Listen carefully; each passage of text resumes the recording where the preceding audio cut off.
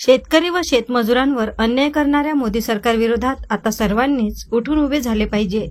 अमरावती लोकसभा मतदारसंघात महाविकास आघाडीच्या बळवंत वानखडे यांना निवडून देण्यासाठी सर्वच घटकातील नागरिकांनी निर्धार केला असून आता सत्ता व पैशाचा दुरुपयोग करणाऱ्यांचा पराभव अटळ असल्याचा विश्वास राष्ट्रवादी काँग्रेस पक्षाचे शरदचंद्र पवार प्रवक्ते नितेश कराळे गुरुजी यांनी वर्धा येथील महाविकास आघाडीच्या सभेत व्यक्त केला.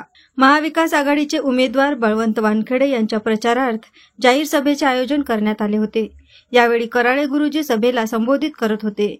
मोदी सरकारवर चौफेर फटकेबाजी करत कराळे गुरुजी यांनी विद्यमान खासदार कसे अपयशी ठरले याबद्दल तोफ डागली. अमरावती लोकसभेच्या निवडणुकीत धनशक्ती विरुद्ध जनशक्तीचा सामना होत असला तरी महाविकास आघाडीचा उमेदवार हा सर्वसमावेशक असल्याचा पुनरुच्चार करीत कराळे गुरुजींनी साड्या व किराणा वाटून लोकांचा विश्वास जिंकता येत नाही. याकरिता नागरिकांच्या मूळ समस्या सोडवाव्या लागतात. बेरोजगारी, महागाई, शेतकरी आत्महत्यासारख्या समस्या वाढत असताना धर्माच्या नावावर मत मागणाऱ्यांना या निवडणुकीत पराभूत करा असे आवाहन त्यांनी यावेळी केले. देशभक्त कृष्णदादा शहीद कृष्णदादा समृद्ध यांना अभिवादन करते. या व्यासपीठावर उपस्थित सर्व आदरणीय आवर्जून आपल्या आग्रहास्तवर आलेले संदीपाल महाराज आणि आपले फेवरेट कराळे सर,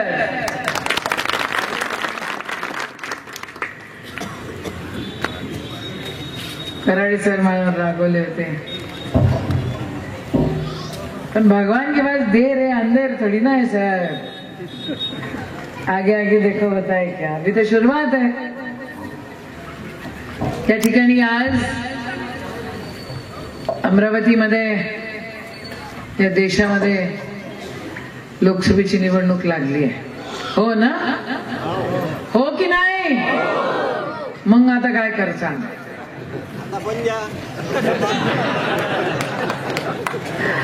बघा, गंमत अशी आहे,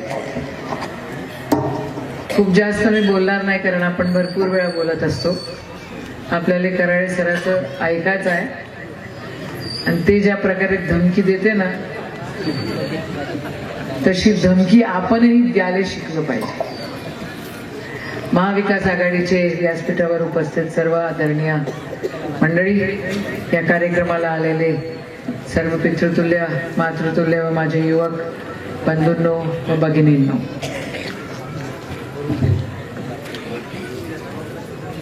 आपण घाबरतो आजकाल आणि आपल्याला घाबरवलं जातं. कृष्णा समृद्ध ज्या वेळेला त्या बॉर्डरवर उभा होता, शहीद झाले, त्यावेळेला तो घाबरला नाही. भगतसिंग शहीद झाले त्यावेळेला ते घाबरले नाही.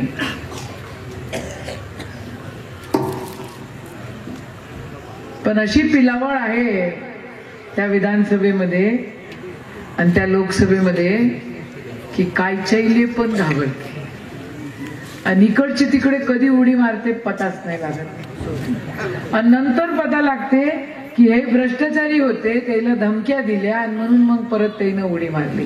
काल तर गेले म्हणते खडसेच आहे, आमदारकी यायच्याकडनं उडी मारून तिकडं.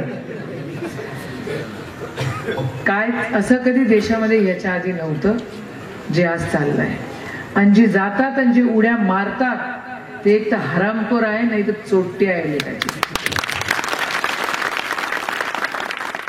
आम्हाला पण लय वेळेला ऑफर देते, ऐसा करूंगा वैसा करूंगा. चुलीत जा म्हटलं साल्यावर. आम्ही राष्ट्रसंत तुकडोजी महाराज आणि गाडगे महाराजांच्या विचाराचे आहोत. आम्ही सर्व धर्म संभावाचे आहोत आणि बाप बदलण्याची सवय आम्हाला नाही. आम्ही जिथे जन्मलो तिथेच राहणार. मागच्या वेळेला आपण या हिरोनीला निवडून दिलं की नाही दिलं, कोणी कोणी मतदान केलं सांगा बघू.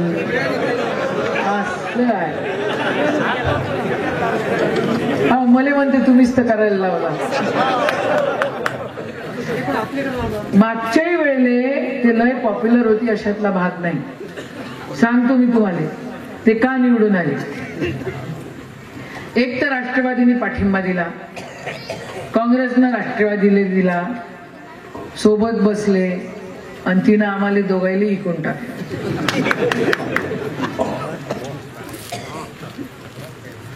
पण मागचे जे खासदार होते त्यांच्याबद्दल थोडीशी नाराजी होती आणि आत्ताच्या खासदार एवढी नाराजी तुम्ही जगात पाहिली नाही राजे हो. ही वस्तुस्थिती आहे. काही नाही, येते जाते, मेकअप करते, बोलते, मले म्हणे खड्डे होय म्हणते माझ्या थोबाडावर. अबे हाय ना मग, पण आमचं मन साफ आहे. आम्ही साफसुद्र विचार करतो, आम्ही सर्वधर्म संभावाचा विचार करतो. हिने तर स्वतःच्या नवऱ्याचा पक्ष फोडला.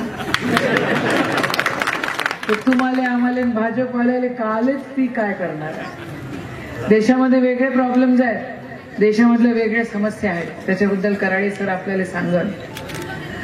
पण इतके निर्लज्ज, लचाड आणि बेशरम लोक मी पण माझ्या आयुष्यामध्ये बघितलेले नाही. कुठे होते कोविडच्या काळामध्ये? कोविडच्या काळामध्ये ऍक्टिंग, लोक तंग करतात म्हणूनही ऍक्टिंग. आता तर त्या आजोबाला नेलं होतं भारतरत्न डॉक्टर बाबासाहेब आंबेडकरांच्या पुतळ्याजवळची जी साफसफाई करतात त्याला एक दिवस उचलला, जबरन गाडीत टाकला आणि फॉर्म त्याच्या हातून भरला. परवा त्या बाया ओरडल्या म्हणे आम्हाला नेलं होतं म्हणे 300-400 रुपये काय द्यायचे होते की 1000 रुपये देणार पर 1000. आपल्या गावात पण ते करायचा प्रयत्न करत. बाया मंडळीनं सावधान राहाव, ते पैसे देत असेल तर घेऊन टाकाव, पण मतदान मात्र पंजाले करावं, हो की नाही. बळवंतराव सध्या आमदार आहे. बळवंतराव आमचा सवंगडी आहे, आमचा भाऊ आहे, माझ्यापेक्षा वयानं मोठे आहेत. ते सरपंच राहिलेले आहेत, ते ग्रामपंचायतचे मेंबर राहिलेले आहेत, ग्रामपंचायतचे मेंबर नंतर ते पंचायत समितीमध्ये राहिलेले आहेत, एपीएमसी मध्ये ते राहिलेले आहेत, खरेदी विक्रीमध्ये ते राहिलेले आहेत, जिल्हा परिषदेमध्ये ते राहिलेले आहेत, जिल्हा परिषदेचे सभापती ते होते आणि विधानसभेमध्ये आमदार ते आता आहेत. तर माणूस गरीब आहे म्हणून त्याला समजत नसेल काय? सांगा ना, गरीब माणसाला समजत नाही काय? समजते की समजतच नाही? मग बळवंतरावले मत द्यान की नाही द्यान? बळवंतरावले मत देणाऱ्या लोकांना हात वर करा. बोलो वारे पंजा. पंजा आला पाहिजे निवडून, पंजा निवडून आणाच लागल. कारण ही लढाई जी आहे ही धनशक्तीची लढाई जनशक्तीच्या विरुद्ध आहे आणि अशा लढाईमध्ये जनशक्तीच जिंकत असते, ही वस्तुस्थिती आहे.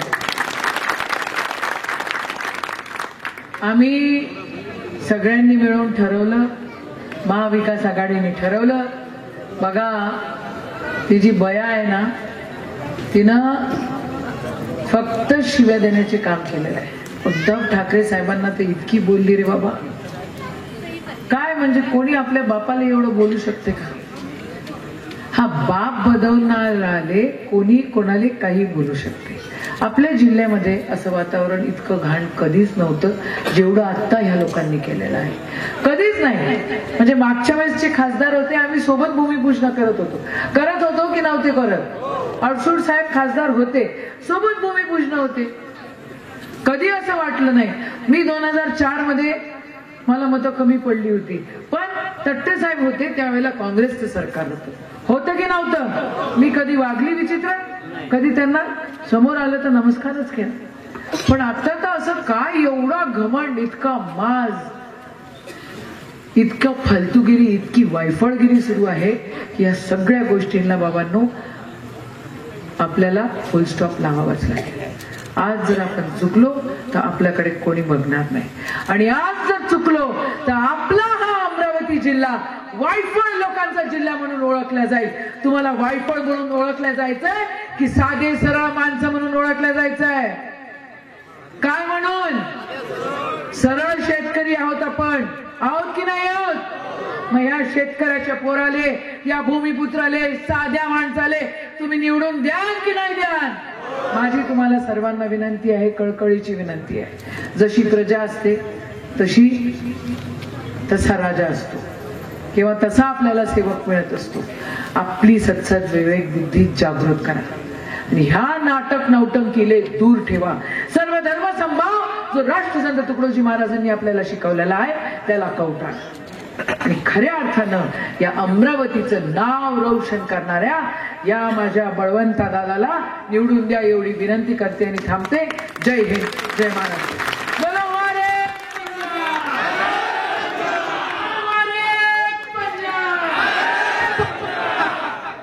होतो त्याच्या कॅबिन मध्ये एक माणूस आला, त्याच्यापेक्षा वयानं मोठा होता, आपली वारकरी टोपी, आला, चिठ्ठी पाठवली. साहेबांना ओळखलं नाही, ओळखलं कायच्यासाठी आला माहित नाही, आला पाया पडला. साहेब म्हणे काहीच नाही म्हणे, माझं काम घेऊन काहीच नाही म्हणे, तुम्हाला पाहिल्यावर ऊर्जा भेटते म्हणे, बस दर्शन घ्यायला आलो म्हणे, माझं काम धाम काय नाही, चाललो म्हणे, मी माझी शेवटली भेट असेल म्हणे, जाईन तर काही सांगता येत नाही म्हणून शेवटली भेट घ्यायला आलो, बस एवढंच बोलला आणि चालला गेला. 8:30 वाजता खुर्चीवर बसते, 11 वाजेपर्यंत अर्ध्या महाराष्ट्राला भेटूनही टाकते. झालं म्हणून का खतरनाक काम आहे या वयात 85व्या वर्षी. तुम्ही विचार करा, एखादा माणूस असं जर कोण केलं असतं परिवारातल्या लोकांना तर अटॅकनं मेला असता, मेला नसता का? पण हे खंबीरपणे उभे आहे. माझ्या घरी आता त्या दिवशी भेट दिली, मी विचार करू इकडं 40-42 डिग्री सेल्सिअस टेम्परेचर होतं, बंदी वर्धा त्या टफावर बसून फिरले. मग मी कमाल करत राहिलो का आपण तरी दुपट्टा मोपट्टा बांधू, काही दुपट्टा गिपट्टा नाही. मग हे जे आहे तर हे लोक निष्ठावंत आहे का? त्याला वाटते का हे जे आता सत्ताधारी सरकार आहे हे पलटलं पाहिजे. आणि तुम्हाला सांगतो यायनं का केलं तर यायनं आता तुम्हाला 6,000 रुपयाची भीक दिली, किसान सन्मान योजना. एवढे खुश लोक, काही खुश राहू नका. 6,000च्या भीक पानं लुटले किती पार. कापसाची निर्यात बंदी केली, 6,700 रुपये हमी भाव आहे. कापूस 10,000वर असता, निर्यात बंदी नसती तर 10, 11, 12,000च्या घरात असता. आपण 10 पकडून चाललेले. माया बापाने एकरी 8 क्विंटल कापूस पिकते सरासरी. किती क्विंटल? 8. 4,000 रुपयाचं नुकसान आहे माया बापाचं. म्हणजे एकरी 32,000 रुपयाचं नुकसान आहे. आणि 5 एकर कापूस आहे, 5 एकर कापूस आहे तर नुकसान किती रुपयाचं आहे तुम्ही विचार करा. 32,000 रुपयाचं एकरी नुकसान आहे. 1,60,000 रुपयाचं नुकसान त्याचं असंच 5 एकरा मागून राहील. मग तुम्हाला असं सरकार पाहिजे. अजी माझ्या बापाची 2 वर्ष अगोदर तूर गेली होती ती 12,000. ह्या बापून त्या इजिप्त वरून बोलावली अकातल्यासारखी. त्याचा काही हिशोब नाही का किती लागल का लागल. बरं तूर बोलावली, हमी भावापेक्षा कमी रेटनं गेली, मग 4,000वर तूर आली. याचं असंच काम आहे, हिशोब काही नाही. बोलावली अकातल्यासारखी. माझ्या बापाची तूर मार्केटमध्ये गव्हर्नमेंटचा ठीक आहे हमी भाव होता 6,700, माझ्या बापाची तूर जाईल 4,000. 12,000ची एक वेळा माझ्या बापाची दिवाळी साजरी झाली होती तर ह्या चोट्याचं का चाललं होतं. मग आता मला सांगा, अना ते तुरीची डाळ आणली का नाही इजिप्त वरून तर ते खपली नाही. ह्या पट्ट्यानं घुबडं लागलेली तुरीची डाळ भोगदाडं पडलेली कंट्रोल मध्ये 32 रुपये किलो विकली. आजपर्यंत तुम्हाला कंट्रोल मध्ये दिसली का तुरीची डाळ? नाही. दिवाळी. बरं ह्याचं राजकारण पहा. आता तुम्हाला कंट्रोल मध्ये तांदूळ भेटून राहिले ना. गहू कमी केले. काऊन कमी केले माहित आहे? ह्या शेतकऱ्यानं आंदोलन केलं कायद्याविरोधात. तो गहू येत होता पंजाबच्या एपीएमसी मधून. गहूच खरेदी नाही करायचा पंजाबच्या एपीएमसी मधला. गहू खरेदी नाही केला म्हणून तांदूळ वाढवले. इतका बदमाश आहे या. आणि ते बिचारे शेतकरी हमी भावाचा कायदा झाला पाहिजे म्हणून पंजाबवरून आंदोलन करायसाठी दिल्लीच्या बॉर्डरवर आले. अरे पाकिस्तानच्या बॉर्डरवर एवढे बॅरिगेट्स नाही लावले या पट्ट्यानं. बॅरिगेट्स पाकिस्तानच्या बॉर्डरवर नाही एवढे बॅरिगेट. त्याच्यावर रबराच्या गोळ्या, अश्रू दुराच्या नाही कांड्या. आणि वरून म्हणते का किसान दिल्ली में आने की क्या जरूरत है. का पाकिस्तानात जाईन का साले हो म्हणा. तलावर मध्ये घुसत. अरे आमचा किसान हमी भावाचा कायदा मागून राहिला. स्वामीनाथन आयोगाच्या शिफारशीनुसार. आणि स्वामीनाथन आयोग काय म्हणते माहित आहे का?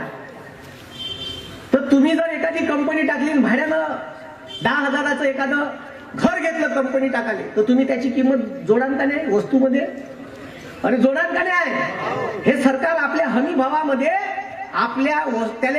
आता तुम्ही गाडी घेता, गाडीचा विमा काढता तुम्ही. विमा काढल्यावर तुम्ही गाडी घ्या, गाडी शोरूमच्या बाहेर आणल्या बरोबर 10% रक्कम कमी होते तिची.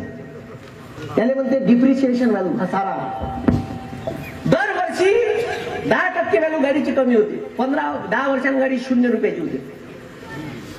मग तुम्ही पहा, ड्रायव्हरले म्हणा मला भाडं मारायचं आहे, तो सांगते 1,000 रुपये. 1,000 रुपये का? तो म्हणते डिझेल 300 भाऊ, माया रोज 500 आणि गाडीची झिजाई 300. झिजाई सांगते तो. झिजाई म्हणजे का? घसारा. मग तुम्ही वावर करून राहिले, तर वावर करताना तुम्ही शेणखत टाकता का नाही? शेणखत टाकता ना, फुकट येते का? नाही. 4,000 रुपये टाली आहे का नाही?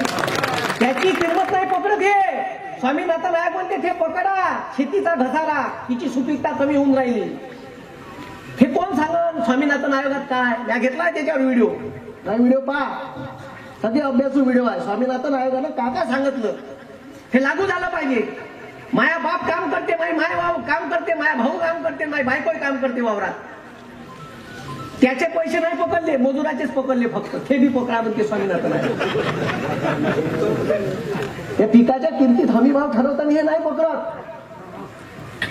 हे स्वामीनाथननं सांगितलं. स्वामीनाथनच्या शिफारशी लागू नाही केल्या या पट्ट्यानं. त्या स्वामीनाथनने भारतरत्न दिला. त्याची पोरगी बोलून राहिली. का स्वामी माया बापाले भारतरत्न नाही पाहिजे, त्याच्या शिफारशी लागू करा. अरे माया बाप कास्तकार आहे. कोरोनामध्ये 2021 डिसेंबर 2021 पासून ऑगस्ट 2021 पर्यंत सोयाबीनचे भाव 10,000 12,000 होते. आणि जसं सोयाबीन माझ्या बापाचं काढायला येते सप्टेंबर महिन्यात, ह्या बापूनं अमेरिकन सरकारकडून 12 लाख टन सोयाबीनची DOC म्हणजे ढेप म्हणजे सोयाबीनच्या वड्या. तुम्ही तर खातात भिजू. पण त्या कोंबड्या आहे ना, कोंबड्या बॉयलर, त्याचं अन्न आहे. मच्छाचं अन्न आहे. ते बोकडे राहते का नाही ओसाचे तापाचे, त्याचं अन्न आहे. त्याच्यात प्रोटीन्स आहे. 12 लाख टन सोयाबीनची ढेप फलावली या बापूनं. माया बापाचं सोयाबीन निघाच्या टायमाला 8 महिने नाही दिसले सोयाबीन वाढलेलं. जेव्हा माया बापाचं सोयाबीन निघते तेव्हा बोलावलं. आणि ऐन त्याच वेळेस माया गावात नितीन गडकरी आला, कॅबिनेट मंत्री. बरं काय साठी आला? मोती नाल्याचं उद्घाटन करायला. नाल्या गेल्याचं काही उद्घाटन होतो? कॅबिनेट मिनिस्टर येते का रे नाल्याचं उद्घाटन करायला? अरे एवढे पागल आहे का? ऊस लावा सांगायला आला होता. साखर कारखाना घेतला ना बाजूचा माया गावच्या, आणि तिथं भाषणात म्हणते, सगळे कॅमेरे चालू होते. भाषणात काय म्हणते माहिती आहे का? भाषणात म्हणते सोयाबीनचे भाव 10,000 4,000 आले. पेट्रोलचे भाव 67 वरून 110च्या घरात गेले. माया बापांनी नेले का? अरे माया बापांनी नेले का पेट्रोलचे भाव? अरे शेतीचा लागत खर्च वाढला. 1500ची सोयाबीनची बॅग मिळते पेराची, 4,000 गेली. DAPची बॅग 538 रुपयाची होती. या बापूंना दाढीवाल्यानं 1350 नेली. युरियाची बॅग 150ची होती, 350ची केली. याला स्वच्छ दिन म्हणते ना. ह्या बायकाईला वरती तिकीट दिली, काही लेणं नाही देणं नाही. जशा भावाच्या घरी चक्राच मारणार आहे. भाव काही उभी तरी ठेवते का त्याला? हा, दिवाळीला गेलं ते 100 रुपयाचं पोतीला फेकून मारते भावजय. हा, अरे त्याला का पाहिजे? त्याने सिलेंडर अर्ध्या किमतीत पाहिजे. बापू तुला 430चं सिलेंडर 1130 केलं. आणि झोपताना इलेक्शनच्या वर्षी म्हणते 200 कमी केली. अरे 7 वर्ष वखरले तुला. अरे त्याला का कमी पाहिजे? सिलेंडर कमी पाहिजे. हे नाही दिलं, तिकीट घ्या. रोज चक्रा मारणार आहे. पण ज्याची गरज आहे हे नाही देऊन राहिला बापू. आमचं साधं काम आहे जी. अजी आमच्या बापाने मिनिमम बॅलन्स लावलं. का लावलं? Minimum balance. मिनिमम बॅलन्स म्हणते बँकेच्या अकाउंटवर 1,000 रुपये ठेव चोट्यात. तुला नाही ठेवले तर त्या अकाउंट मधले 250 गायब करतो आम्ही. माया बापाच्या अकाउंटवर 10,000 रुपये राहते. माय बिमार पडते, माया बाप डॉक्टर प्रिस्क्रिप्शन लिहून देते औषधाची लिस्ट, 9,500 काढा लागते, 500 रुपये शिल्लक राहते. महिन्याच्या शेवटी माया बाप मिनिमम बॅलन्स मेंटेन नाही ठेवू शकत. माया बाप उद्योगपती नाही, अदानी अंबानी का, ज्याच्या अकाउंटला एनी टाइम पैसे राहील तर त्याच्या अकाउंट मधले हे साले 250 काढते, त्या 500तले. इतके बदमाश आहे. कुठून पैसे कापून राहिले माहित आहे तुम्हाला. म्हणून त्याचा झेंडा घ्यायच्या पहिले हातात विचार कर जा. मले तर ह्या मोदीला मत केलं 14ले, म्हणलं ह्या काहीतरी करण, पण एवढं माहित होतं एवढा सत्यानाश करण. माय पुरी पीएचडी आहे, मायापाशी प्रूफ आहे. यायनं कोणाही कोर्टात माझ्यावर केस टाकावं. पण मला जर एखाद्या माणसाचा मला नोटीस आला माझ्या भाषणात, तुम्ही त्याला 3 नोटीस पाठवतो.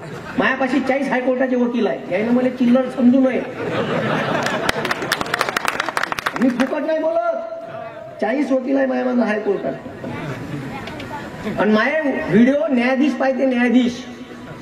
हे सांगता येत नाही, त्याचे नाव नाही सांगता येत, पण ते फोन करते मला, गुरुजी आजचा व्हिडिओ 1 नंबर जमला चालू द्या म्हणते, बरं चालू आहे. न्यायाधीश पाहिजे, मला बी माहित नव्हतं. एक दिवस मुंबई हायकोर्टाच्या बार काउन्सिलची सचिव आली बसली. मी बॅच मध्ये होतो, खालतं उतरलो. सर म्हणे हायकोर्टातून कोणतरी आलं म्हणे, कोर्ट म्हणे. मग मी गेलो. तिने मला सांगितलं का, सर मी तुमची फॅन आहे म्हणे, मी मुंबई नागपूर हायकोर्टाच्या बार काउन्सिलची सचिव आहे म्हणे. अरे बापा म्हणलं, लई मोठी बाई आली म्हणे भेटायला. तर म्हणे सर म्हणे मीच फॅन नाही म्हणे, हायकोर्टातले पुरे वकील तुमचे व्हिडिओ पाहिजे म्हणे तुम्ही हायकोर्टात म्हणे 3 वाजता भेट देता म्हणे, सगळं कामधाम झालं राहते म्हणे, सगळे बसून राहते म्हणे, अचानक भेट देता म्हणे, मजा येईल म्हणे. मला अजून हायकोर्टात जायची वेळ आली नाही, जाईन एखाद्या वेळेस. तर तुम्हाला सांगतो का ह्या बापून माझ्या गावात नितीन गडकरी आला. नितीन गडकरी म्हणते माझ्यासमोर, मी असा उभाच, हा मी इथंच उभा, माझ्यासमोर म्हणून राहिले का सोयाबीनचे भाव 10,000 4,000 आले. मग मी चूप राहीन का? मी तर कराय मास्तर होईल.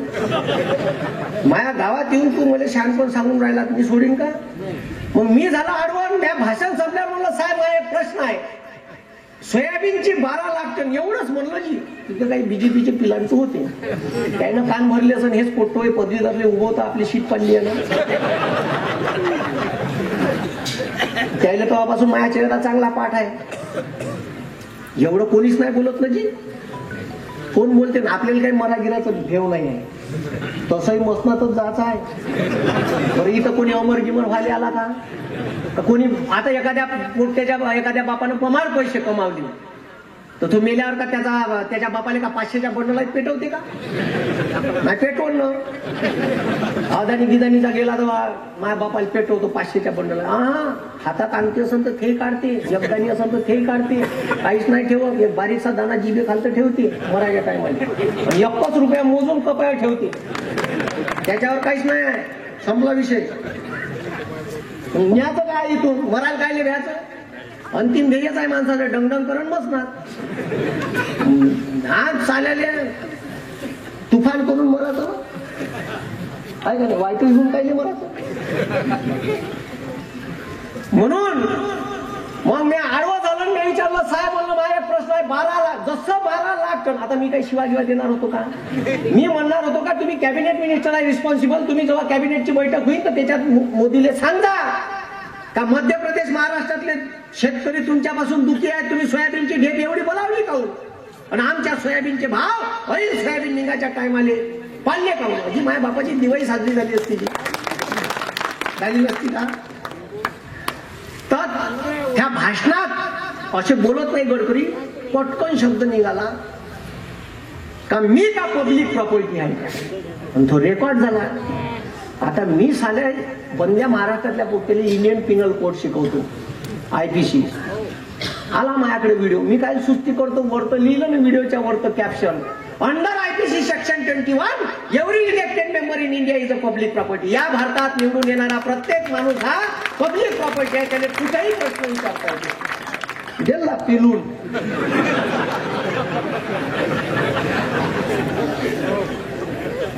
काय आता पक्षात प्रवेश घेतला नाही राष्ट्रवादी, मी साहेबाले स्पष्ट पहिले सांगितलं बा पवार साहेबांनी, म्हणलं साहेब माय परखड माणूस म्हणून मला ओळखते, माय अभिव्यक्ती स्वातंत्र्य हिरावून घेऊ नका, नाही तर हे प्रदेश प्रवक्तपद तुमच्याच पाशी ठेवा. म्हणलं माई ओळख ही आहे, मला असं जिवंत राहू द्या, नाही तर मी ऑलरेडी प्रवक्ता आहे सर्वसामान्य लोकांचा, नाही आमदारकी खासदारकी भेटलीत काही देणं देणं नाही. पण आताही मी माघार त्याच्यासाठी घेतली का मी उभं राहिलो असतो तर अमरबाबू पडले असते. 2.5-3 लाख तर घेतो तुम्ही, हो 2.5-3 लाखाला म्हणून होतो. आणि फायदा कोणाचा झाला असता? बीजेपीचा. मी विरोधात बोलतो, लोकांना मग मला काय म्हणलं असतं, बीजेपीनं ज्याने उभे केले म्हणजे मीच बोलतो, लोक दोन्ही तबल्यावर हात ठेवते. रामदासजीने याला पैसे दिले असं इतके हुशार. बरं आता पक्षात गेलो तिकडून मी मास्तरले काही भेटले असं त्या माहिती म्हणलं, म्हणजे मी या देशाची लोकशाही वाचली पाहिजे, या देशातला सर्वसामान्य बेरोजगार युवकाला रोजगार भेटला पाहिजे, या देशाचं संविधान वाचलं पाहिजे, गोरगरीब कष्टकऱ्याला शेतकऱ्याला न्याय भेटला पाहिजे. माघार घेतली तर लोक काही लोक असा विचार करते, पण मी एका रुपयाला कोणालाही लाजीत नाही, म्हणून एवढं बेधडक बोलता येत. म्हणून सध्या जे देशावर परिस्थिती आहे, हे जे आता वातावरण आहे, तर मी आडवं झाल्याच्या नंतर गडकरी गेले, माझ्या गावातले 100 पोटके बीजेपीचे मले का म्हणते माहित आहे, हे का जागा होय का म्हणते प्रश्न विचारायची, इथं विचारत असते का प्रश्न म्हणते, हा कार्यक्रम होता का म्हणते, अबे का साल्या म्हणलं गडकरी मला 5,000 भेटते का म्हणलं, जिथं भेटला तिथे विचारला. मग त्याने म्हणलं लेका माया घरात 60 क्विंटल सोयाबीन आहे, माया एका क्विंटल माग 8,000चं नुकसान झालं, 4,80,000 रुपयाचं माझं नुकसान झालं, जळलं म्हणून बोंबलून राहिलो, माझी जळून राहिली म्हणून बोंबलून राहिलो लेका. मग त्याला म्हणलं तुझ्या घरात किती, बरं थोय कास्तकार बरं ठीक आहे, त्या कास्तकारा त्याच्यापाशी त्याला म्हणलं तुझ्या घरात किती सोयाबीन आहे, तर तो म्हणते 1 लाख, तो म्हणते ठीक आहे 160 क्विंटल सोयाबीन आहे, 150 पोते सोयाबीन होतं त्याच्या घरात म्हणून. म्हणलं आबे लेका तुझ्या लेका 17 लाखाचं नुकसान आहे ना, गु खाल्ला का तुला का गडकरी आणून देणार आहे. बरं गडकरी वरून काय म्हणते माहित आहे,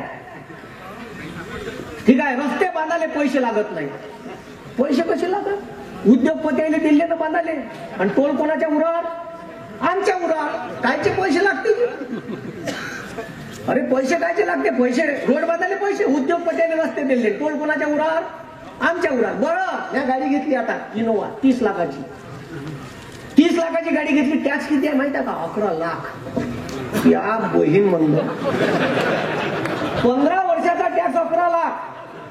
बरं रोडवरचा टोल वेगळ्या, आणि तुम्ही जे पेट्रोल डिझेल भरत आहे त्याच्यात अटल बिहारी वाजपेयीनं पंतप्रधान ग्राम सडक योजना चालू करण्यासाठी 2 रुपये सेस आकारलाय, सेस जास्तीचा टॅक्स पेट्रोलवर.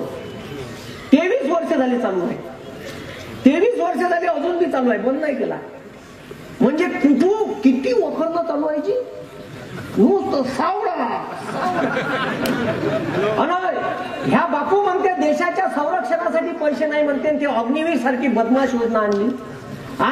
मिलिटरीत पोरं भरासाठी 17 वर्ष पोट्ट बॉन्डवर राहत होतं आमचं, आता म्हणते 4 वर्ष नोकरी करा, पोट्ट शहीद झालं तर त्याला तिरंग्यात लिपटून आणणार नाहीये. समजलं का, त्याला ते काय म्हणते कॅन्टीनची हे भेटणार नाही सुविधा, त्याला पेन्शन भेटणार नाही, पोट्ट 19व्या वर्षी मिलिटरीत लागल आणि 24व्या वर्षी रिटायर्ड होईल, त्याचा बाप पोरगी पाळली, पोरीच्या बापाला सांगन ही इज एक्स सर्व्हिसमॅन, पोटकीचा बाप त्याच्या ढुंगार लात मारत. अरे ठेवल का पोरीचा बाप, रिटायर्ड झालेल्या पोराला पोरगी देईन का, बरोबर आहे का. हे म्हणजे तुम्ही देशाच्या सुरक्षतेसाठी पैसे नाही, म्हणजे या कोणता पंतप्रधान. बरं त्या शेतकऱ्याचं आंदोलन झालं, मी म्हणतो त्या पंजाबच्या लोकांसोबत कायले पंगे घ्या, ते शीख होईल बाबा, हे खतरनाक आहे, ते कुणाला नाही सोडत, पंगे घ्याव कायले. पंगा घेतला, शेवटी त्यानं माघार नाही घेतली, याने 3 शेतकरी विरोधी कायदे मागे घ्यायला लागले. हे पंजाबचे कास्तकार नाही उरून पुरले भाऊ, मागं घेतले. मग याला पंजाबने जात होतं, याच्यासाठी यानं 300 कोटीची बुलेट प्रूफ गाडी घेतली. बुलेट प्रूफ गाडी घेतल्यावर त्या उडान पुलावून बापू फाटेतच पळत आला 56 इंच शिला.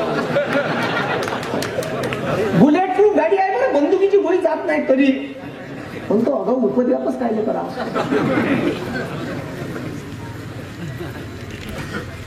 म्हणून माझं म्हणणं हे आहे का जर तुम्हाला इलेक्ट्रॉन बॉन्डचं आता तुम्ही पाहिलं ना भाऊ, 16,000 करोड रुपये, 16,000 करोड डायरेक्ट एखाद्या कंपनीला पैसे मागितले दिले नाही, दुसऱ्या दिवशी नोटीस नाही दिले, तिसऱ्या दिवशी धाड दिले का गुपचाप मागून पैसे. म्हणजे सगळे लुटलं जी. आणि याच्यापेक्षा खतरनाक तो पीएम केअर फंड आहे कोरोनाच्या काळातला, त्याचा हिशोबच नाही दिला बापून, सब माल डीपीने. म्हणून हे आपले जे पोरं आहे, व्हॉट्सअप युनिव्हर्सिटीचे स्टुडंट नका होऊ, शिका, पुस्तकं वाचा चांगले चांगले. हे बयाडायच्या मागे लागू नका, हे स्वतः शिकले नाही आहे. हा, सिर्फ मन की बात करते, काम की बात कुछ नाही करते. अरे यायला मन की बात शिवाय का केलं, रेडिओवर येऊन काम की बात केली का काही. हे दिल्लीच्या पोट्यामध्ये चाय परीक्षा पे चर्चा घेते, ज्या माणसाची डिग्री डुप्लिकेट आहे तो कायच्यावर चर्चा घेते परीक्षा. आणि पोट्याला काय सांगते माहित आहे का, 12वीच्या पहिले कठीण प्रश्न सोडवा. कोण सांगून रे असा, पहिले मास्तर का सांगून सोपा सोडवा, मग शेवटी कठीण जमवता. आता ज्याला परीक्षा नाही दिल्या त्याला का भिन्न माहीत परीक्षा कशी द्यायला.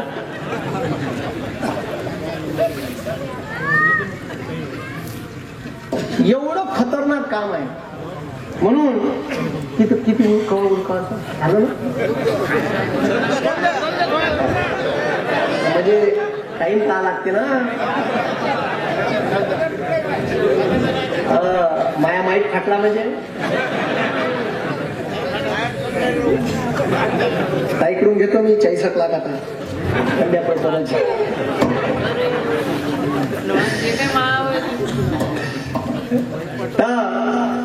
लक्ष द्या, कुठं आलोची होती जी आपण. हा, परीक्षा. तर तुम्हाला सांगतो का हे जे सध्या वातावरण आहे देशात, हे जे सध्या चालू आहे, तर जाती जाती धर्मात एवढा भेदभाव चालू आहे का यायनं हे गुजरातमध्ये तसंच केलं आणि तेच मॉडेल भारतात आणण्यासाठी प्रयत्न करून राहिले. मला वाटलं का मोदी चांगला करून म्हणून 14ने मतदान केलं. मला जेव्हा नोटाबंदी केली ना तेव्हा याचा सत्यानाश कळला का हे काही खरं नाही रे बुवा. अरे तेव्हा अरे या देशात मनमोहन सिंग होते, तेव्हा भारताचे कृषी मंत्री होते माननीय शरद पवार साहेब. 2009 66,000 करोड रुपयाची कर्जमाफी केली होती, संसदच सातबारा कोरा केला होता. आणि ह्या चोट्यानं काय केलं माहित आहे का, यायनं उद्योगपत्याचं 10,34,000 करोड रुपयाचं कर्ज माफ केलं. किती? हा, तुम्ही गुगलवर टाका ना का इंडस्ट्रियल राईट ऑफ लोन, डायरेक्टच आकडा येते. 10,34,000 करोड रुपयाचं कर्ज उद्योगपत्याचं माफ केलं, कारण याचे जमाई होई नाही, निवडणूक लढायला घेत असेल ना मागून. आणि शेतकऱ्याचं 1.5 लाख करोड कर्ज माफ करायला पैसे नाही म्हणते या बापू. तुम्ही लक्षात घ्या का हे शेतकऱ्याच्या सरकार विरोधी आहे का बाजूला आहे. आणि मी काही खोटं बोलत असं नाही, तुम्हाला माहित आहे. आणि तुम्हाला सांगून राहिलो सिलेंडर 430 चं 1130 गेलं, पेट्रोल 67 चं 110 गेलं, डिझेल 58 रुपयाचं 92 वर गेलं. अजून शेकून घ्यायची असं गरम फडक्यानं त्याला मत द्या, नाही तर मग पंजाब जिंदाबाद. हा, आता कशी शेकवायची आहे पहा तुम्ही. कारण मी अभ्यासू माणूस आहे, मी वेगवेगळे पुस्तकं वाचतो, पेपर वाचतो, म्हणजे ते सगळं समजते, म्हणून मी तुम्हाला सांगून राहिलो. अरे या देशात आजपर्यंत आमच्या देशात असे पिक्चर नाही आले जी जे दोन धर्माही जातीत भेदभाव निर्माण करून थेट टॅक्स फ्री दाखवून राहिले. असं सरकार असते. अरे आमच्या शाळेत आम्हाला शिकवलं ना हिंदू बनेगा ना मुसलमान बनेगा, इंसान की औलाद है तू इंसान बनेगा.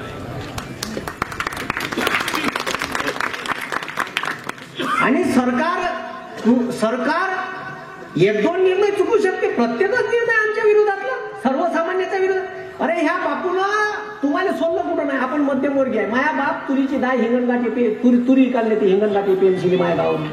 तुम्ही अमरावतीला नेत असाल किंवा तिवशाच्या एपीएमसीत नेत असाल, तिथं तूर नेली का माया बाप हिंगणघाटच्या एपीएमसीत तूर टाकली का वर्धेच्या मार्केटमध्ये येते तुरीचे कट्टे आणते 2 विकत 30-30 किलोचे. माय हिरव्या निळ्या ड्रामात भरून ठेवते घरी. प्रत्येकाच्या घरची स्टोरी आहे का नाही. हे 2 HMTचे कट्टे आणते माया बाप, वर्षभरासाठी 3 कट्टे आणते आणि नियावाल्या ड्रामात भरून ठेवते. गहू वावरातच निघते, थोडी निसपूस करून कांदे मांदे टाकून कडुलिंबाचा पाला टाकून करून ठेवते. बरं ह्या बापूनं काय केलं माहित आहे का, 30 किलो तुरीच्या डाळीच्या कट्ट्यावर 5% GST लावला. किती हुशार आहे ह्या. बरं 30 किलोचा कट्टा कोण घेते, आपण घेतो. अरे आपण घेतो ना, आपण मध्यमवर्गीय लोक देतो. तूर इकून येतो ना, सोबत बायको सांगते घरून कट्टे आणला 2. नाही ते पहिलं गेलं ना ते भरडणं वाला प्रकार, भिजवा भरडा हा पाकडा मग कोनोर करा पणे आहे का नाही, मग बोरं टाकून बेसन.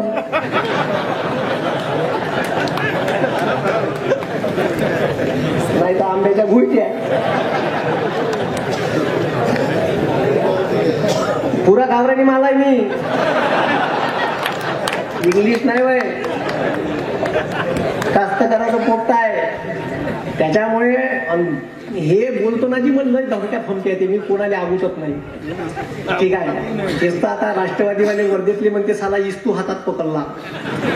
ठीक आहे, तर माय कसं काम आहे, मला काही पैसा गिसात लोक नाही. मला माझ्या आयुष्यात लय दिलं आहे, लय दिलं की अपेक्षेपेक्षा जास्त दिलं. अजून का पाहिजे. साला भूताने जरी गेलं फोटो काढायला येते.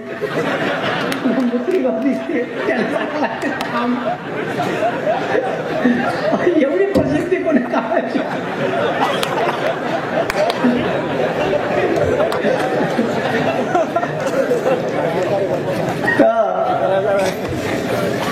कुठं होतो आपण.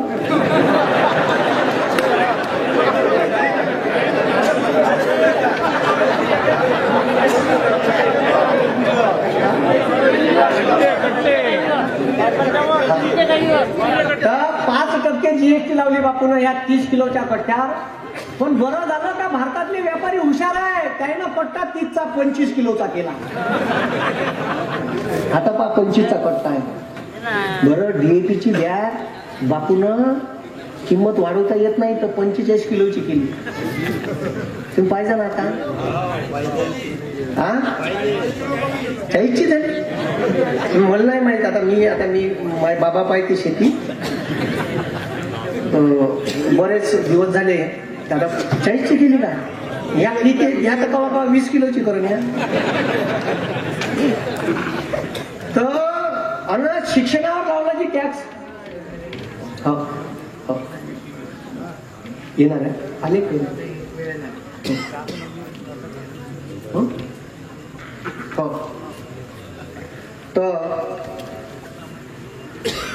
म्हणून हे जे सध्या या देशात परिस्थिती आहे, जर म्हणजे असं जर तुम्हाला वारंवार वाटून राहिलं का केंद्रात सत्ता बदल झाला पाहिजे, सगळ्या लोकांना वाटून राहिलं सगळीकडे पॉझिटिव्ह वातावरण आहे. फक्त काम एवढं हवेत राहू नका का आपली सीट येते. माझं म्हणणं हे आहे का प्रत्येकानं इथं असणाऱ्या लोकांना जबाबदारी घ्या आणि बळवंत दादाले जास्तीत जास्त मताने विजय करून इथून पाठवा.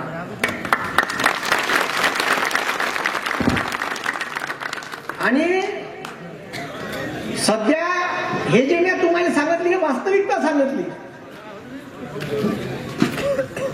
मी 40 लाख कोट्यासाठी आंदोलन घेतलं कॉन्ट्रॅक्ट भरतीचं. हे सरकार एवढं आहे का इकडे 75,000ची भरती काढली आणि इकडं 238 गव्हर्नमेंट वेगवेगळ्या क्षेत्रातल्या क्लास 2 च्या क्लास 3 च्या पोस्ट डायरेक्ट कॉन्ट्रॅक्ट भरतीवर करून टाकल्या. 1.5 लाख पगाराची नोकरी डायरेक्ट 40,000वर आणून टाकली आहे. मग मी कुठेच आंदोलन काढलं, 10,000 मोर्चा काढला. सरकार आगुटलं नाही. 6 दिवस धरणे आंदोलन घेतलं वर्धेत, आगुटलं नाही. मग काय मी सुस्ती करतो. म्या मग त्याच्यात भाषेत दिलं नाही उत्तर. म्या दुकान टाकले मोदी चायवाला, रिकाम टेकडा चिवडा शेंचम आणि बेरोजगार पकोडीवाला. आणि जे व्हिडिओ व्हायरल झाले, वंदे महाराष्ट्रात आंदोलन गेलं, डायरेक्ट 8 दिवसात यायला GR मागं घ्यायला लागला. 8 दिवसात GR मागं घेतला. महात्मा गांधीजीची जयंती होती, देवेंद्र